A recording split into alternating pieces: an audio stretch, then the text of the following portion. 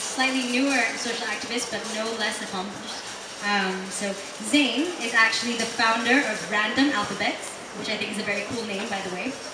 And he's one of the people responsible for the flash mob phenomenon, which has kind of swept through the country recently. And in fact, this Friday, a flash mob event is being held in conjunction with Universal Children's Day and in response to UNICEF's Get On Board campaign, but more on that later. So, Zain, as a young person who presumably doesn't have kids yet, I want to know why do you bother getting involved in this and related issues? I mean, why does it matter to you? Why do you think it's important? Hi. Thank you, UNICEF, for having me here.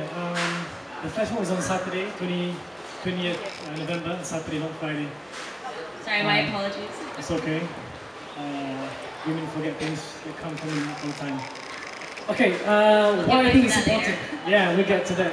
Hopefully never. Why I think it's important, okay? On some level, because of the work that I do or the fun that I do, reaches out to youth. And people could say they're in between, neither the children nor the children and the childless, that sense. There's a chance, and I might be speaking too lightly here, there's a chance that the adults are somewhat disconnected with what the children who are experiencing child abuse going through. Secondly, I think there's also a larger chance sometimes that you find victims of child abuse, especially the younger ones, might tend to open up more to people my age because they don't feel like there's a big gap. I am one of you, I'm one of you guys. So, but the fact of the matter is people my age might not appreciate child abuse as much as the adults do.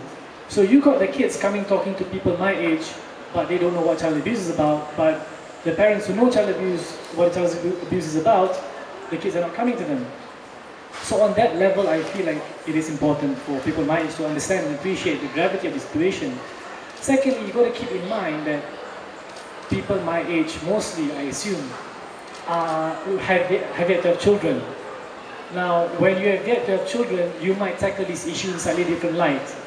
If you're a parent, you might get a little bit defensive when you speak to someone about child abuse. Because right now, I'm confident I don't abuse my children, but maybe when you present child abuse in its 5 or 6 definitions, I might feel, oh crap, I've been abusing my child. And no, I've not been. Because you don't want to think or believe that you are a child abuser.